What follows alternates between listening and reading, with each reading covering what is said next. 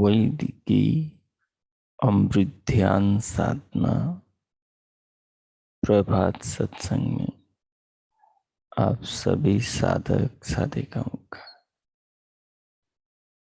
उपासक उपासिकाओं का हार्दिक स्वागत है।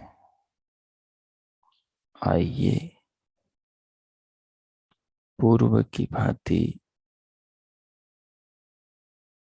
आज के ब्रह्म मुहूर्त में, आज की ब्रह्म वेला में भी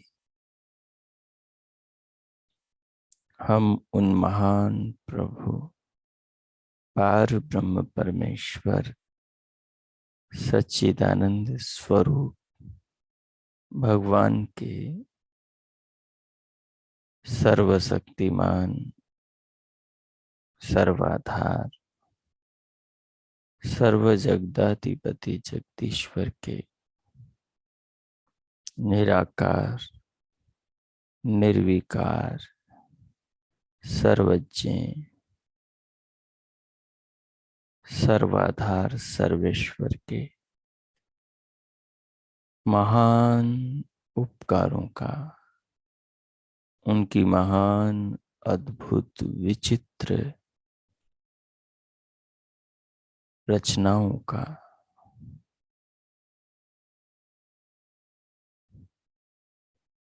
जीवन में नाना प्रकार की प्रेरणा करने वाले भगवान की बधाएं दिव्य पदार्थों का चिंतन करें। चिंतन के द्वारा भगवान की महिमा को,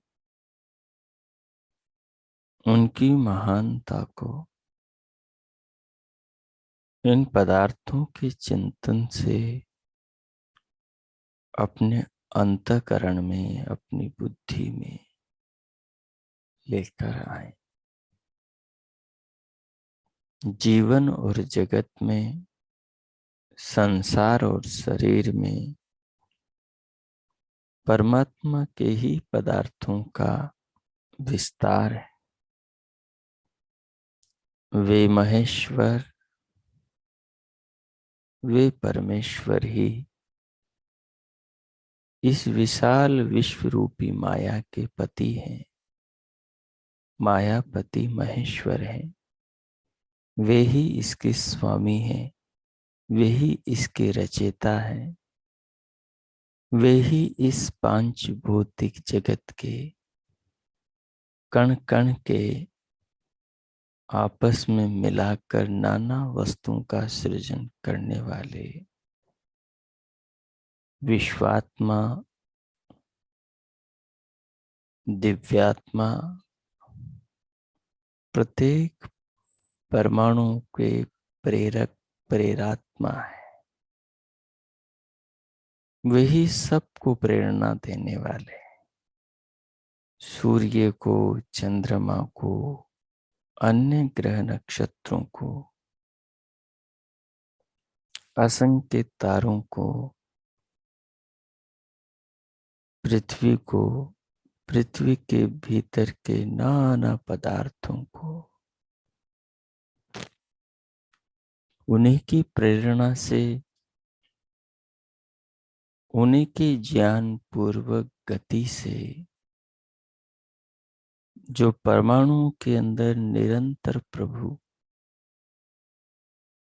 ज्ञान पूर्वक प्रेरणा गति कर रहे हैं, उसी से ये सूरज, चांद, पृथ्वी, बुध, बृहस्पति, शुक्र, शनि, अरुण, वरुण, मंगल सब बने। उसी प्रभु प्रेरणा से परमाणु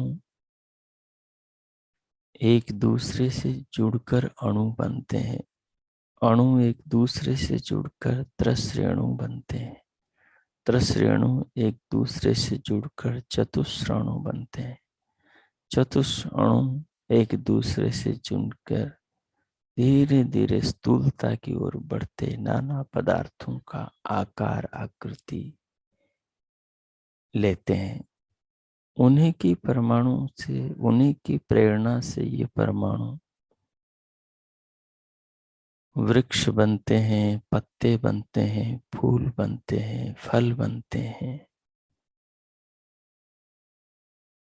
साकें सब्जियां बनते हैं, अन्न दालें बनते हैं, नाना प्रकार के खनिज बनते हैं, लोहा, तांबा, पीतल, एल्युमिनियम, द्रव पदार्थ बनते हैं, पानी, पेट्रोल, डीजल, केरोसिन।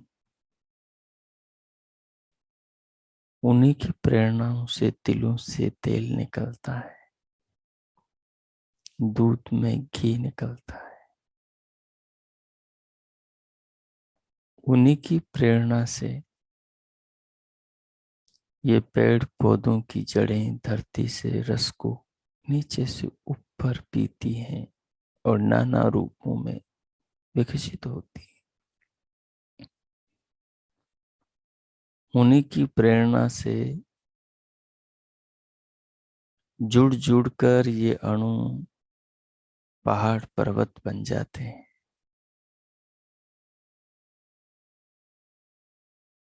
नदियां सागर बन जाते हैं, फूल कलियां बन जाते हैं,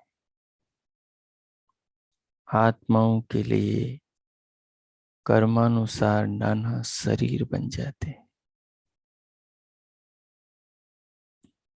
उन्हीं की व्यवस्था और नियमों में ये पत्थर, रोड़ी, बजरी, कंक्रीट मनुष्य के प्रयासों से और कुछ स्वतः बन जाते हैं।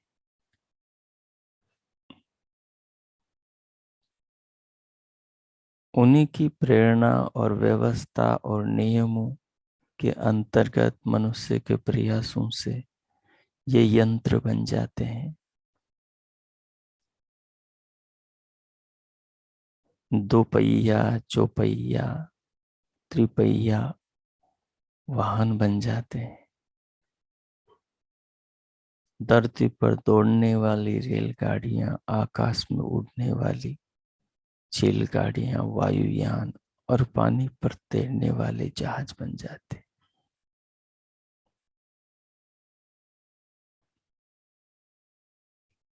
उन्हीं के नियमों में मनुष्य के प्रयासों से ये अद्भुत विचित्र यंत्र बन जाते हैं,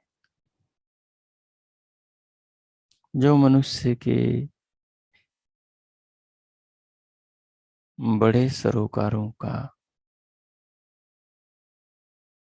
पूर्ण करने वाले होते हैं, मतलबों को, प्रयोजनों को सिद्ध करने वाले होते हैं।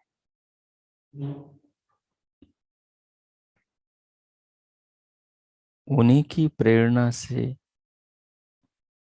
उन्हीं के नियमों से, उन्हीं की व्यवस्थाओं से, मनुष्य के कर्मानुसार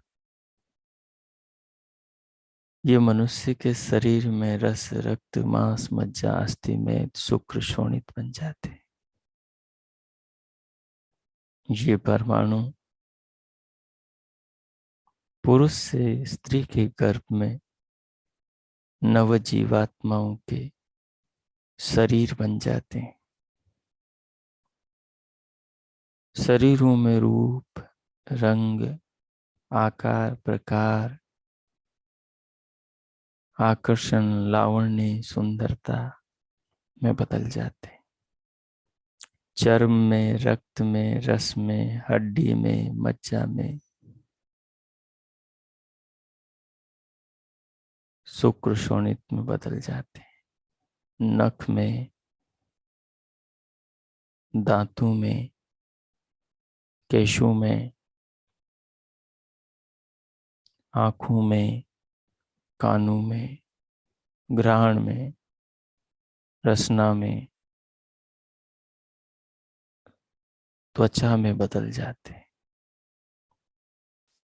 वो महेश्वर, वो परमेश्वर, वो मायापति अपनी प्रतिभा से, अपनी महान अद्भुत विज्ञान की क्षमता से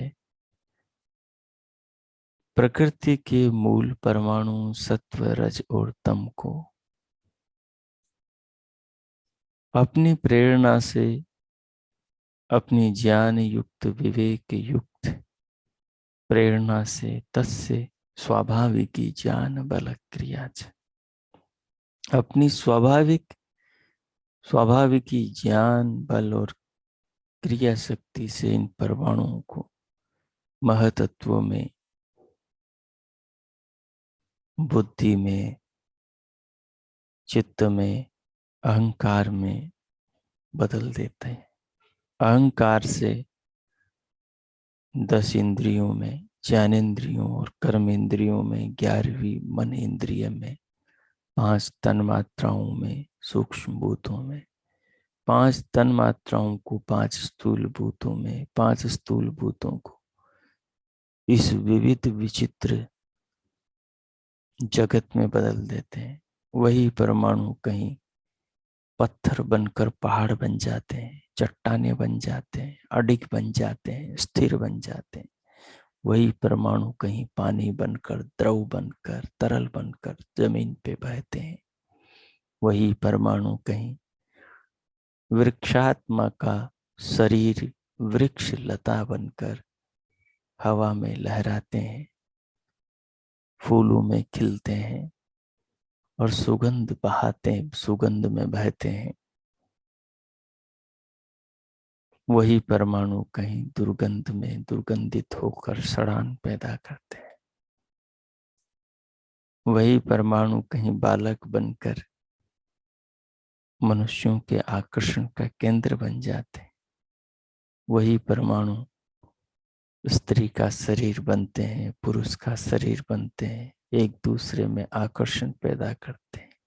पशुओं का शरीर बनते हैं, पशुओं के शरीर में दूध बन जाते हैं, दही बन जाते हैं, घृत बन जाते हैं।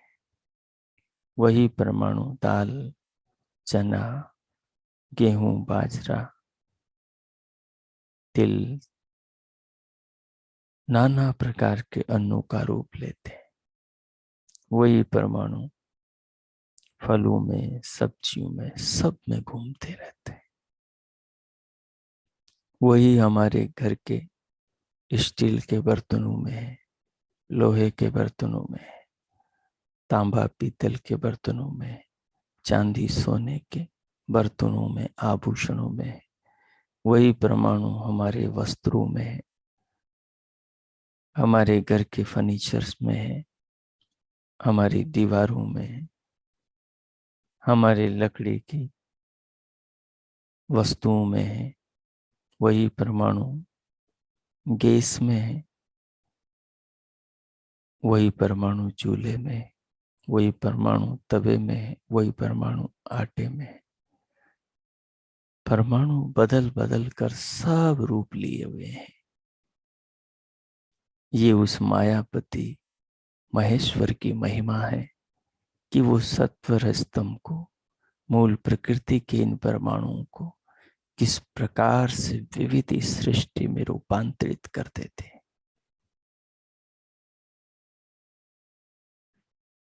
जो इस तत्व को जानता है वो इन परमाणुओं को सीढ़ियां बना लेते हैं।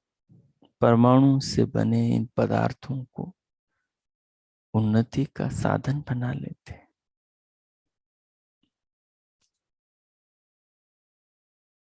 अपने सुपथ का आधार बना लेते हैं। अपने कल्याण के लिए इनके विज्ञान को जानकर प्रकृति के जाल से स्वयं को बचा लेते हैं। जो इन परमाणुओं के विज्ञान को समझते हैं, इनकी व्यापकता को समझते हैं, इनकी महानता को समझते हैं, इनके पीछे जो प्रेरणा परमात्मा की, मायापति महेश्वर की काम कर रहे हैं, जो उस प्रेरणा को साधक साधिका उपासक उपासिका सर्वत्र पदार्थों के पीछे उनके भीतर सृष्टि की गति में देखते हैं। परमात्मा की प्रेरणा को वो माया से प्रभावित नहीं होते, वो माया के साथ रहते हैं। क्योंकि माया इस प्रकार से पूरे ब्रह्मांड में फैली। माया का अर्थ ही है परमाणु से बनी हुई वस्तुएं। इन वस्तुओं में जो चमक है, इन वस्तुओं में जो आकर्षण है, इन वस्तुओं में जो खिंचाव है, यही तो माया है।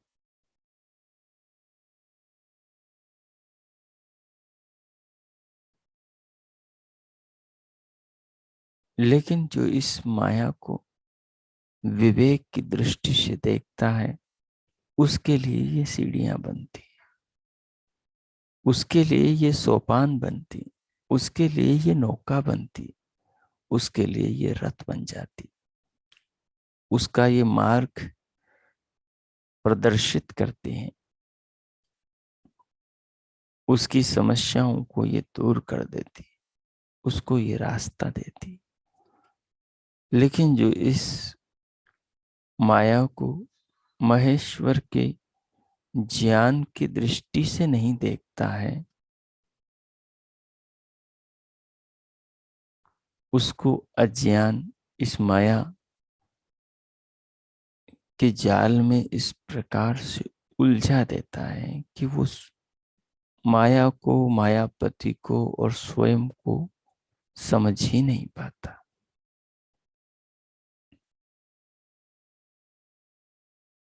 इस माया का विस्तार महेश्वर ने किया, लेकिन इस माया के साथ में जीवन जीने का ढंग ज्ञान भी महेश्वर ने मनुष्य मात्र को दिया। कि मनुष्य मात्र उस ज्ञान को जीवन में धारण करके, उस ज्ञान को जीवन में धारण करके कल्याण की दिशा में आगे बढ़े।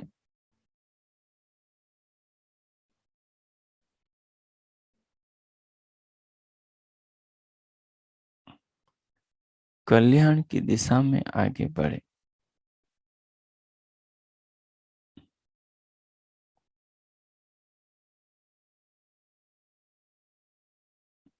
क्योंकि ये जो जीवन है,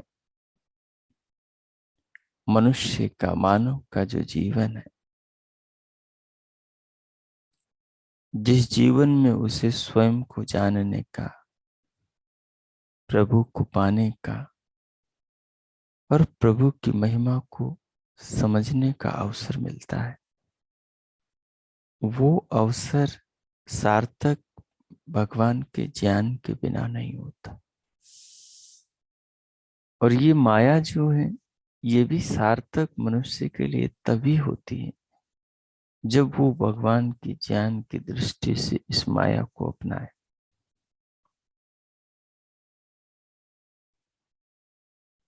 अज्ञान में पत्थर चोट देता है, उससे ठोकर लगती है, उससे दर्द पीड़ा उपजती है। और ज्ञान में आप इस माया और महेश्वर की महिमा पर, इसकी सार्थकता पर और अज्ञान की अवस्था में मनुष्य किस प्रकार से इस माया के जाल में फंस जाता है और नाना प्रकार की दुर्गतियों को प्राप्त होता है, इसको समझने का प्रयास करें। अज्ञान में उन्नति के सारे द्वार बंद हो जाते हैं और मनुष्य की दुर्गति होती है, और ज्ञान में उन्नति के सारे द्वार खुलते हैं, मनुष्य की प्रगति होती है।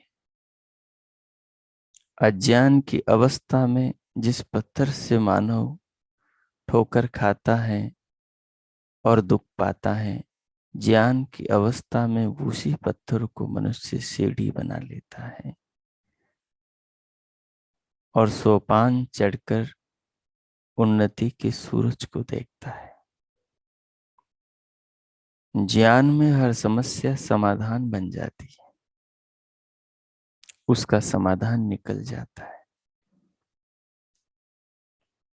वो बाधक से सहायक हो जाती है, वो अवरोध से प्रगति के लिए प्रेरक बन जाती है। लेकिन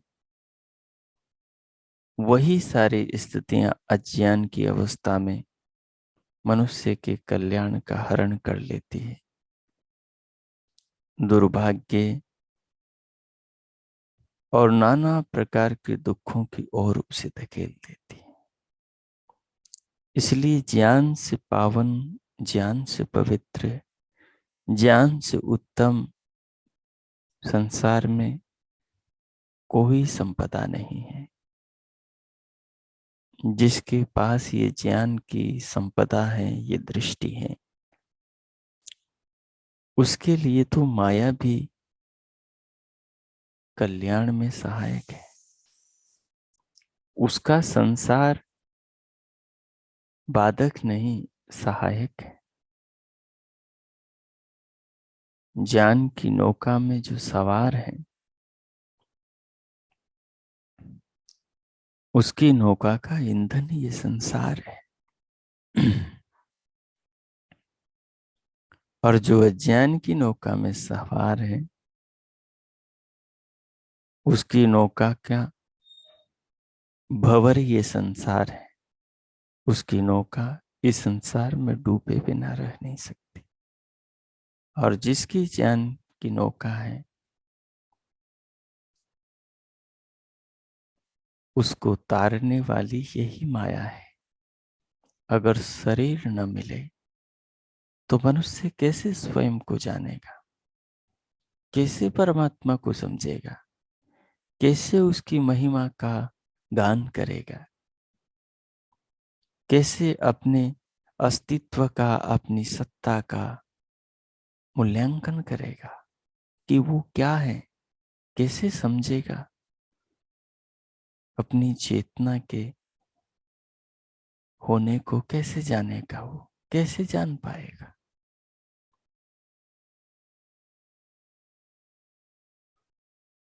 इसलिए माया मुक्ति में सहायक भी है और माया मुक्ति में बाधक भी है। जब माया के साथ व्यवहार विवेक पूर्वक हो तो ये मुक्ति में सहायक है, ये सुखों में सहायक है।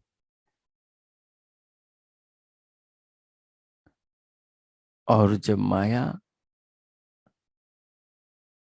के साथ मनुष्य अज्ञान, अविवेक, अविद्या पूर्वक व्यवहार करे तो फिर ये उसकी दुर्गति का कारण बनती है। हमारे सारे जीवन में, सारे व्यवहार में, जन्म से मृत्यु पर्यंत सर्वत्र माया ही माया है महेश्वर की। हम इसके स्वरूप को समझें और माया की सहायता से मुक्ति के द्वार तक, जीवन के लक्ष्य तक पहुंचे। लेकिन ये तभी संभव है जब महेश्वर का ज्ञान हमें मिले। महेश्वर का ज्ञान, परमेश्वर का ज्ञान वेद विद्या ही है। जैसे श्वेताश्वतर मुनि के इस श्लोक ने माया, महेश्वर और मनुष्य के स्वरूप को, इनके आपसी संबंध को, सहायक, सहायता, बाधक, बाध्य को प्रकाशित किया है। ऐसे ही जब विवेक पूर्वक वस्तु मात्र की विवेचना साधक साधिका करते हैं तो उनकी समस्याएं दूर होती हैं और समाधान निकलते हैं। अब मैं मौन होता हूँ। 5-10 मिनट तक आप इस पर गहनता से विचार करें, ध्यान में चिंतन करें। ओम कीजिए।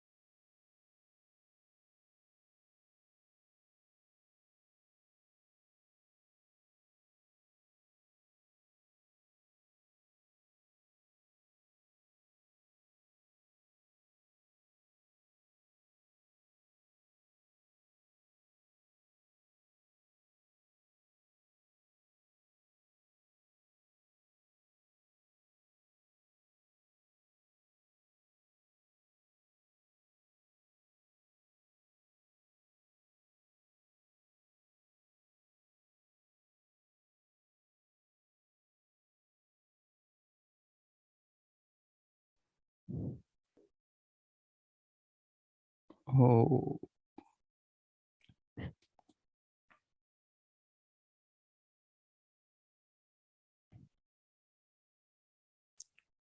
हो, हो। इस प्रकार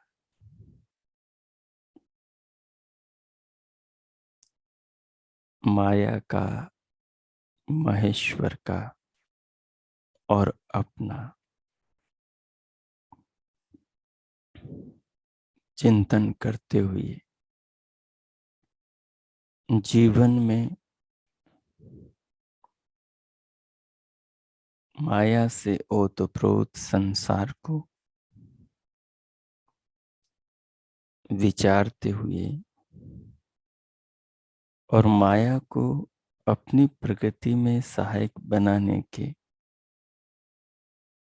साधन ईश्वर के ज्ञान वेद को कारण समझते हुए ये चिंतन करें कि किस प्रकार से इस माया से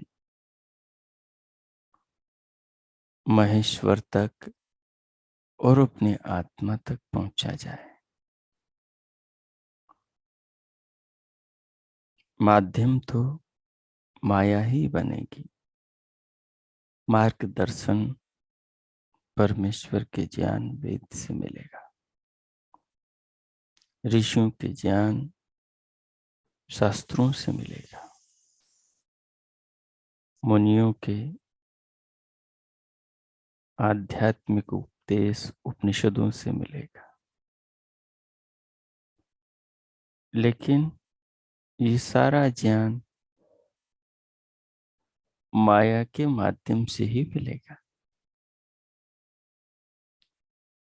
जिन कागजों में, जिस स्याही से, जिन शब्दों में ईश्वर का ज्ञान वेद हैं, वो कागज, वो स्याही, वो अक्षर भी माया ही है। माया का अर्थ है परमाणु से बनी हुई ये सृष्टि, जिसमें आकर्षण है, जिसमें नाना रूप है, जिसमें नाना रंग है, जिसमें नाना रस है, जो नाना क्रियाएं कर रही है, जो नाना आकृतियों को ओढ़े हुए हैं, जिसके नाना विकृत रूप हैं।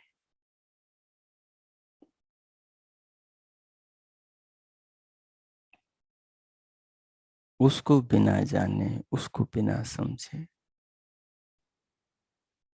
मुक्ति के शिखर पर हम नहीं पहुंच सकते। महर्षि कपिल ने अपने सांख्य शास्त्र में इसी तत्व को खोल के समझाया है। उनका कहना है पुरुष दो हैं, एक आत्मा जो अल्पज्य है, दूसरा परमात्मा जो सर्वज्ञ है, और इन दोनों के अतिरिक्त एक तीसरा तत्व जो प्रकृति, जो अपने 24 विकारों में विकृत होकर इस सारे संसार का रूप धारण किए हुए है। वही प्रकृति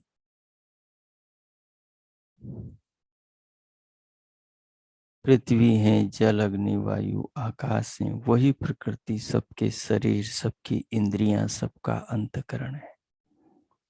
वही प्रकृति नाना रूपों में विकृत होकर खाने पीने की वस्तुएं हैं। वही प्रकृति ओढ़ने पहनने के वस्त्र हैं। वही प्रकृति आभूषण यंत्र साधन है। वही प्रकृति सारे रूप रंग जगत के धारण किए हुए है। इन सब में वही आकर बैठी। ये सारा पूरा विश्व प्रकृति के 24 विकारों में समाया हुआ है, 24 विकारों से ही उपजा हुआ है। इसलिए सांख्यकार भगवान कपिल कहते हैं इन 25 को जान लो। दो पुरुष और इस प्रकृति के 24 विकारों के साथ इस प्रकृति को जान लो। इस प्रकृति के 24 विकार रूपी सृष्टि को ही माया कहा है। और भगवान कपिल इसी को समझा रहे हैं कि इनको तुम जान लो तो 3 प्रकार के जो दुख हैं, आध्यात्मिक, आदि भौतिक, आदि दैविक, उनसे अत्यंत निवृत्ति हो जाएगी, उनसे अत्यंत मुक्ति मिल जाएगी। नहीं तो जब भी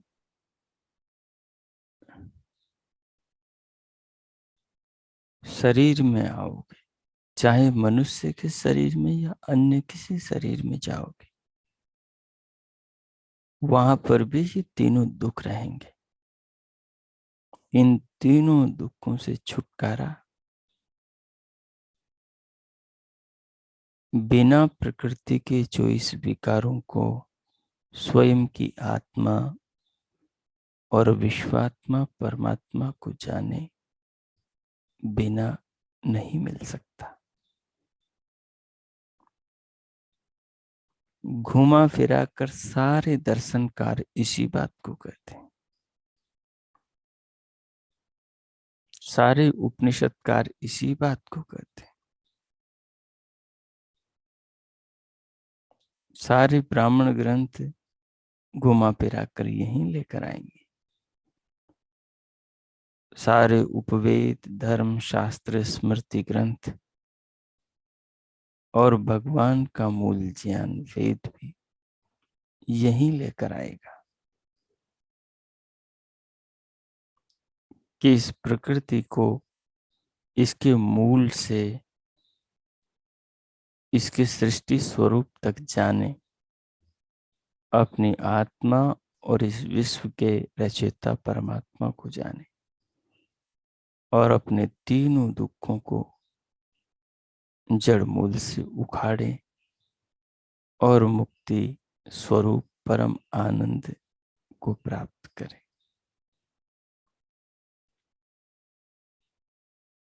इसी तत्व में सारे शास्त्रों का ज्ञान सिमट जाता है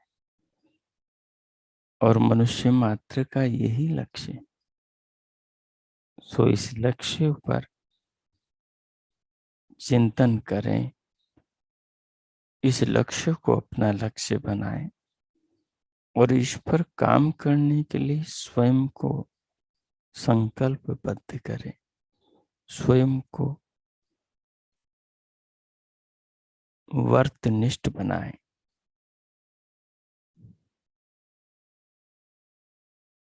ताकि हर पल बोध रहे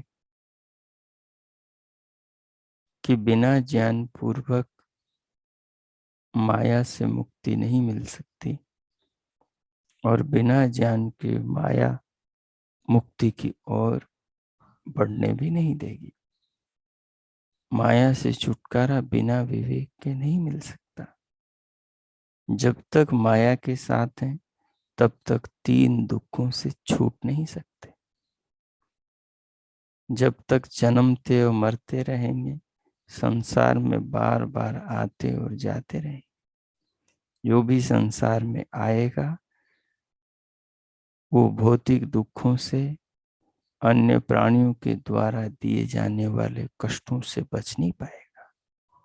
जो भी संसार में आएगा वो दैविक दुखों से, आदि दैविक दुखों से, सांसारिक आपदाओं से, प्राकृतिक आपदाओं से बच नहीं पाएगा।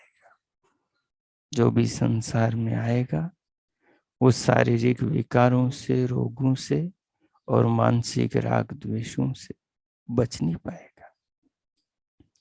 इसलिए इन सब से बचने का मार्ग ज्ञान है।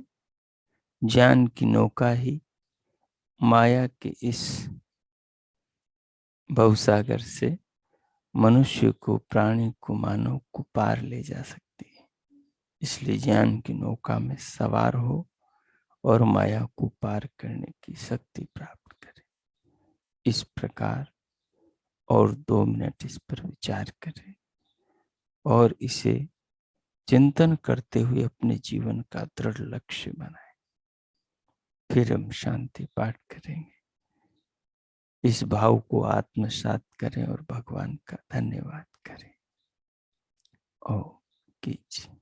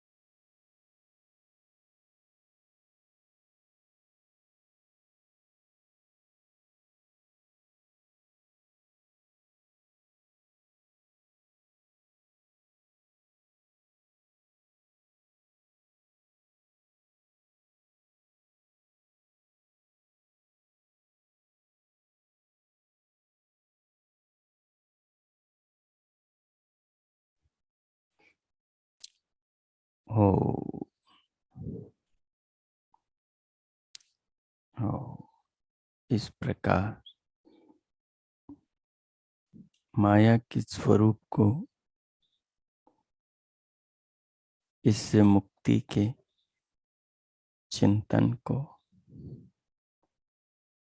आत्मसात करते हुए भगवान का, प्रभु का, महेश्वर का ध्यान और धन्यवाद करते हुए अब हम शांति पाठ करेंगे। इस सारे भाव को हृदय में व्रत के संकल्प के रूप में रखते हुए कि हमें इस माया के भवसागर से ज्ञान की नौका में सवार होकर महेश्वर का ध्यान करते हुए पार होना है।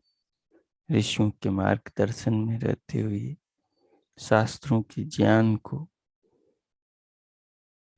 अपना माध्यम, अपना प्रकाशक, मार्गदर्शक बनाते हुए इसका अनुसरण करते हुए तीन दुखों से पूर्ण रूप से छूटना है। इस संकल्प को भीतर भाव में रखते हुए शांति पाठ करेंगे। ओम ओम ओम शांति शांति शांति। ओम। ओम। आप सबका आज का दिन शुभ हो, मंगलमय हो। प्रभु से सबके लिए बहुत बहुत मंगल कामनाएं, बहुत बहुत शुभकामनाएं। इति ओम।